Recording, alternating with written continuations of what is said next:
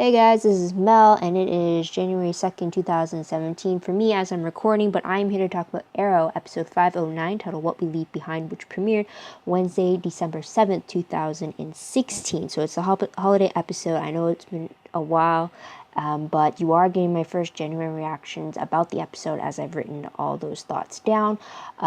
So since I haven't read the comics as well, all my thoughts, theories, predictions are all based off what I've seen on the screen.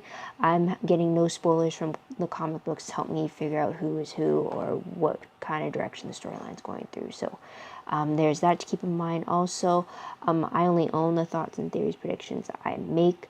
Otherwise, this is just being made for fun. I don't own any of the photos used in this video that are related to the TV show. Those are usually found on Google. But this is just for fun, guys. It's just a great way to keep track of everything and just to share what I observed from the episode, and maybe you guys picked up on the same thing, or maybe you guys picked on something else that I missed. So there's that. So let's try to do this in 10 minutes. And let's start the clock. So something new that we learned in this episode, as I said, this is the holiday episode, and my Olicity heart just wants to remember the fact that last year's holiday episode was the Olicity engagement, and this year I got Bub Kiss from them, so there's that. I should say in present day. But also this episode has Prometheus is believed to be the illegitimate son of one of the guys that Oliver killed off the list 4 years ago during season 1. Oliver noticed a move that he learned from a woman in Russia when he was facing off against Prometheus, and apparently Prometheus has spent the last 4 years learning everything about Oliver. In the flashbacks, though, this time show Oliver taking down Justin Claiborne, the man from the list who everyone thinks Prometheus is the son of. So instead of island flashbacks, we get flashbacks back to season 1 of when Oliver took down Justin, since he wasn't one of the featured guys in one of the season 1 episodes.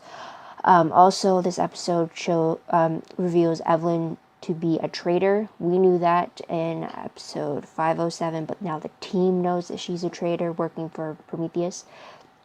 Also, we see Prometheus attacking Curtis, which puts him in the hospital, which leads to the fact that Paul confronts Curtis about his late nights, only to discover that Curtis is a vigilante working with the Green Arrow, which then leads to an ultimatum leading to Paul leaving to stay with his brother. So that's unfortunate. But in the end, Oliver goes on a kill mission for Prometheus. Unfortunately, Prometheus stages the showdown so that Oliver kills who he thinks is Prometheus, but it's actually Billy Malone, who is forcibly dressed and positioned to be Prometheus from a distance.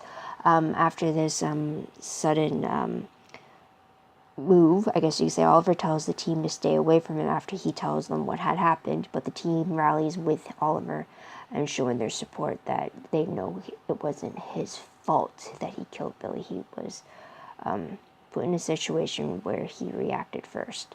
So there is that. So tidbits, though, that we learn is the fact that the crossover episode that took place in 508 of Arrow, they were brought up. So we got talks about Flashpoint, and we got talks about the Dominators and what just happened in the crossover. So it was great to see that. Also, we get Thea going out as Speedy again to help find Billy Malone, all because Billy is Felicity's boyfriend. Also, we saw Susan Williams being Oliver's date to the annual City Hall holiday party, which seems to surprise a few people. And then later on in the episode, we get Susan kissing Oliver when he goes over to see her for some advice late one night. Also, at the very end, we see Diggle being tricked into a SWAT trap when he thinks that Lila and Baby John are in trouble. So there is that. So let's move on to what was the most shocking moment of the episode. It definitely has to be the very ending of the episode when Oliver returns to Arrow Cave and he sees Laurel is standing by the suit displays and in the Arrow Cave, and he's just stunned, like, am I hallucinating it? Is this really you? But it's Laurel in the flesh. Also another shocking moment, and maybe it could just be me not noticing it earlier, but it's the fact that Oliver has sleeves on his Arrow suit. I mean, I seriously just noticed it. It's probably been like that since the season 5 premiere. But I know last year I complained that Oliver had no sleeves. That meant more chances for him to leave his own DNA behind, or even to get grazed and have his blood more flow freeing from the wound. But I noticed the fact that he had sleeves was because in the crossover episode, all the pictures and all the promotional stuff had him in sleeves. But then this episode, when it's actually him as the Green Arrow with the rest of the team, I just noticed it, so that's pretty dumb on my part, but I'm just glad he has sleeves again. So there's that. But let's move on to top 3 favorite moments. First one I have to say is all the season 1 flashbacks. The fact that the flashbacks are solely based on season 1, that means we got to see the old foundry, we got to see the old dynamic between Oliver and Diggle, we got to see the original Hood costume, where he didn't have the mask, it was all the grease paint or the spray paint around his eyes. The fact that we got to see Felicity back at the IT department at Queen Consolidated with all her rambles and her lip biting and her red pen, and then the whole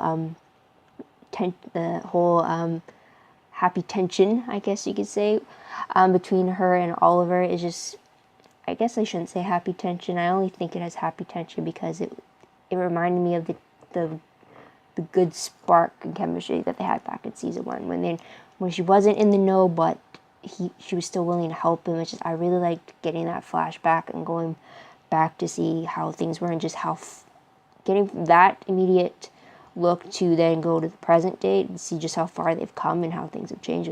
It was really great. Next favorite moment I had was the team rallying with Oliver after he told them that Prometheus tricked him in killing Billy. I really like the fact that the team stayed with him despite him telling them all to leave him. Like, I understood Diggle and Thea sticking with Oliver. I wasn't sure about Curtis, Rory, or Renee, because they've kind of turned their back on him before when they found out that he was actually the Hood way back when. Felicity was a tricky one because it was the fact that Oliver had just killed her boyfriend. So the fact that she actually stood with Oliver as well and blamed Prometheus for Billy's death, not Oliver, even though he's the one that fired the arrow, it was really great to see the team being unified in this sense and know that this was not what Oliver intended. And he's suffering from the fact that he now has to deal with all of his past actions. Last favorite moment, though, has to be the fact that Team Arrow had their own little holiday dinner. Obviously, Oliver, Thea, and Felicity weren't at this dinner because they had to deal with the City Hall party, but the fact that you got to see Diggle and I believe his son was also there, and then Renee, and then Rory and Curtis, and then I think Evelyn came by just to have them all have their own little dinner at the Arrow Cave, it was really great. It was just a great moment of cheer for them. Oh, not Curtis, because he was at the party too. So that was just great to have that moment before everything went downhill from there. So let's move on to top 3 peeved moments that I had. First one, once again, it's going to be Oliver and Susan Williams. I hate that couple so much, and the fact that they're actually going down this route with them, I'm not pleased with it. I'm definitely not pleased with it. So there's that. Next peeve moment, though, is the fact that this is the first time we've actually seen Paul, Curtis's husband, this season, when all summer I've been hearing it be teased on how heavily that we'll see the tension between the two of them and how Curtis will be keeping secrets from Paul, which leads to a strain building between them. And just, I heard all this build up in the summer when there's like spoiled teases about what's going to happen, and then have Paul have it only brought up in this one episode. It was a little bit of a letdown. I kind of would have rather seen it be built up over the last 9 episodes, but just because of the way it was so heavily built up in the summer every time I looked for any season 5 spoilers. So there's that. Let's move on. One moment will I remember most when I look back on this episode, the fact that it was a holiday episode which had not only Laurel's unexpected return, but apparently Prometheus had turned Oliver back into a killer again. So don't know how that's going to affect Oliver, but it's definitely has it hitting him very hard, since he just killed someone that he actually knew and who was very important to one of his own friends. So there's that. Now, final section random questions. First one was that a fabricated call of Lila's voice that Diggle heard, which caused him to rush out of his little security blanket, only to be rushing into the hands of the SWAT? Kind of sounds like it, because I don't think Lila would turn against Diggle like that. But I guess we'll have to wait and see. Next question. So does Evelyn not care about all the people that Prometheus has killed as long as Oliver is killed in the end? It kind of looks like she doesn't care about the body count. And I mean, she's not stopping Prometheus from doing anything like that. All she wants, from the looks of it, is to see Oliver dead. So there's that. I don't know if that is how she originally thought, or if Prometheus had manipulated her into thinking that Oliver's the cause for her parents' death. But I guess hopefully we'll get some kind of flashback as to how Prometheus got his hands on Evelyn, or vice versa. So there's that. Next question. Is Thea going to continue being Speedy? We see her return in the crossover portion of the episode in 508, and then we see her again as Speedy in 509. After the previous 7 episodes, she was insistent on the fact that she wasn't going to gear up and hit the streets again as a vigilante. So I'm wondering if those are just 2 special occasions, and there's the timer, or if she's actually going to be back in the suit. So there's that. Last question. Will we meet the woman that trained Oliver in Russia? He did mention it briefly, and he made a point to say the fact that she trained him to a point that only a certain style of fighting could be recognized as hers. So I'm wondering if she's connected to the Bratva, and if so, have we seen her in the present day? Because that tends to be a common thread in this show. So let's move on to predictions very quickly. Based off the promo for 509, or 510, I should say, my bad. It is returning Wednesday, January 25th, 2017, and it looks like, well, it's been releasing now since it's the new year, but when the episode aired, it wasn't. So now that it was released, it shows that Diggle's in prison again, and he's determined to take down the people who are framed him. We're going to see the fallout for Billy Malone's death, and also we're going to deal with Laurel's return, and it's giving the impression that it really isn't Laurel. However, the synopsis for 510 hasn't been released yet, so we still have to wait about a week or 2 before we can get a look at that. But new questions that come from what we see in the promo. I'm thinking the Laurel lance that appeared in the Arrow Cave at the end of the episode is actually Earth 2 Laurel, aka Black Siren. But they really have to explain how she escaped the pipeline cell that she has been in since Flash 222. If that is really Laurel from Earth 2. Because I don't see why or how any other Laurel could have gotten to our Earth, our main Earth, aside from Earth 2 Laurel, since she was brought over by Zoom's metahuman army. So there's that. Maybe her release is something caused by Flashpoint when Barry reset the timeline. Maybe it somehow caused her to be released somehow. Or maybe Alchemy did it, who knows. But I think that's who this Laurel is, based off the promo. Also, I still believe that District Attorney Adrian Chase is the vigilante, named vigilante.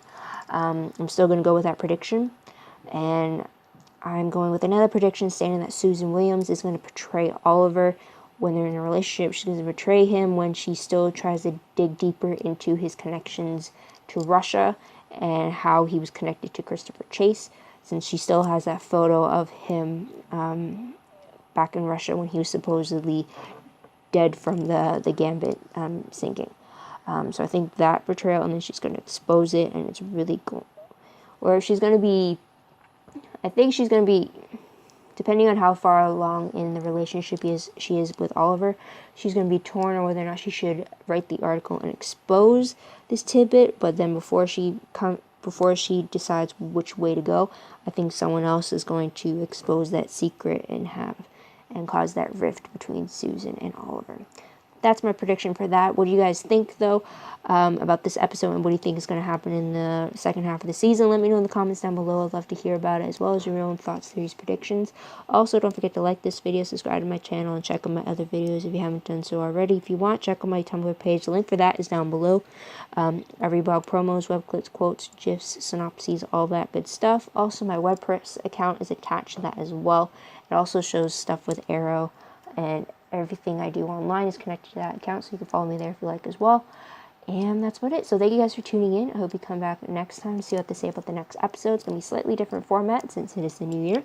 But I hope you tune in for that. But until then, guys, this is Mel. Wishing you a great day, great week wherever you are. I hope you enjoy the rest of your holidays and have a happy new year.